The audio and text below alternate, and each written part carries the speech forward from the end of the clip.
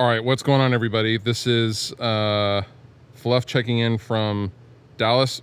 I think we're in Frank. Hi, Fluff. Hi, Mom. I don't know if they can hear you because the microphone is facing this way, but this is Frank. He's from the venue. And here, high five me. You rule. You rule. Okay, so we're in Dallas. We're at Gas Monkey.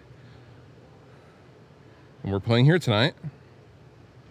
And I thought I would go over kind of Dragged Under's live setup. And I guess I'll start with my stuff since it's closest.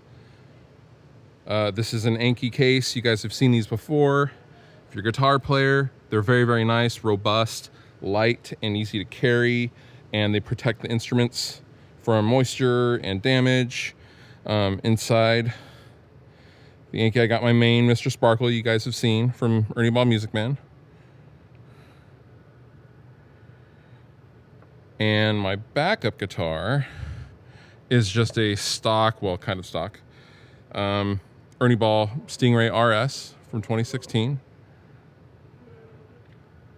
with some Fishman kill switch engage pickups that'll be switched out probably fairly soon to the Marrows to match the Mr. Sparkle. Going over to my setup, you guys have seen this before because I've made dedicated videos about it, but this is basically a 6U rack made by Circle 3 cases with a Line 6 G90, a Line 6 Helix, a Matrix GTFX 1000, or GT1000 FX, excuse me, and a power conditioner, and a Rev 212. This has neodymium creambacks in it. We just are using the cabinets for ambient purposes to kind of reinforce what we're hearing in the in-ears. And then in the back of the rack, I have two pedals. I don't know if you can see. I have an Electro Harmonics Pog, a micro Pog. And then back here, back there, you can't really, let's see if I can zoom in right there. You can't really see it. Kind of.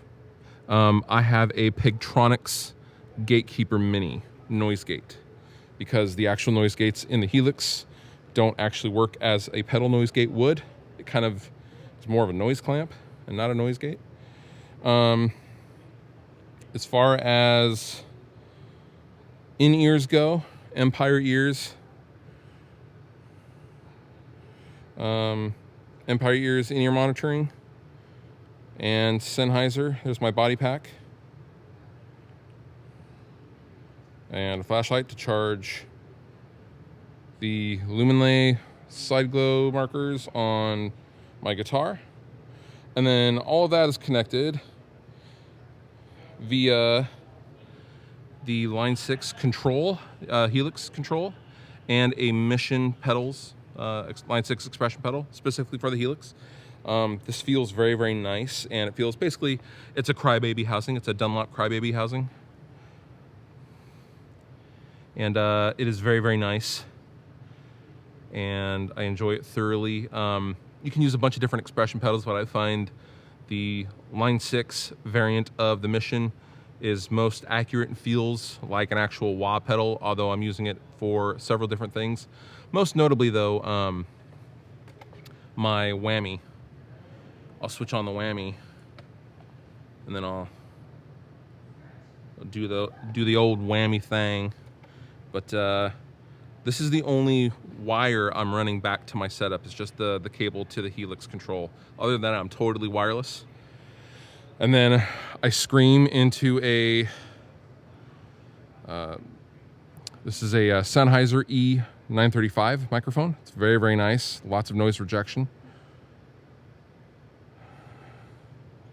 See, next is our in-ear setup. Now, so we have three wireless, or we have three Helix setups. Mine.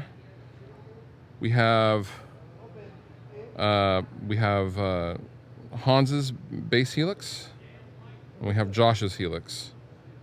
That's Josh. I'll squeeze his head. But all of these feed the in-ear system that you guys have seen before. Everything is coming in right here. And basically there's a split that is happening at the art S8 splitter. The top one is just a spare. But the bottom one, everything comes in, so we have basically 3 vocals and 3 helix, and then tracks. And then those are outgoing from the in-ear system to a tail that goes to the front of house, and we basically give them 7 tails, 7 patches, which are right here. This is coming from our in-ear system, and they just patch directly into the front of house, if that makes sense.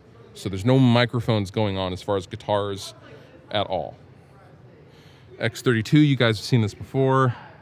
Sennheiser G4 body packs and wireless in-ear system. This is Tony's wireless mic that is not being used currently. And then basically we have in between sound samples in Logic that are running in between the songs with a set that play out to the front of house.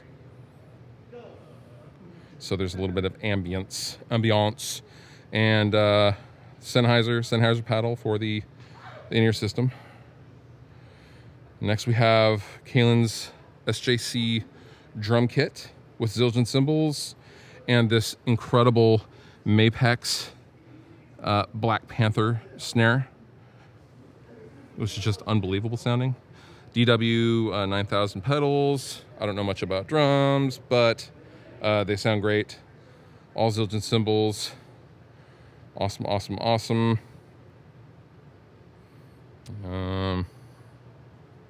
Yeah.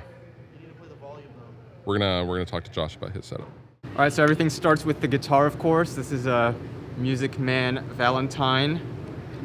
The main difference from the stock guitar being that we switched out the stock pickups for a set of Willie Adler custom signature Fishmans. They sound great. They feel very passive for a set of active pickups, and I'm really happy with that. Otherwise, it's basically just a stock Ernie Ball Valentine. The Helix is basically set up the same way Fluff has his rack set up, the main difference being that I have the extra tuner because I like how it responds a lot better than the built-in Helix tuner. And I have the same power amp as Fluff does, the Matrix GT FX 1000 in the back. I also have my foot switch set up slightly differently. I have basically a preset for each song here at the top that can just switch easily between. And within each preset, I have snapshots for the different tones, like a rhythm and a lead with an extra delay and reverb and that kind of thing. Otherwise, it's basically the exact same setup as Fluff's. So Honza's not here, he's off changing the strings, but this is Honza's setup, and basically it's identical to me and Josh's. It's the Helix, and he's using an orange pedal baby into the 812, or 810, excuse me. Very, very simple, but again, there is an out from the Helix going into the cab, and then there's another out going to the in-ear system over on stage left. So we all can hear our direct sound, and the cab is there for ambient purposes. And he has no pedals out front. And yeah, that's basically the live dragged under gear tour, as it were. See ya. Video's over. I hope it was good. I mean, if it wasn't good, I apologize. But if it was good, you're welcome.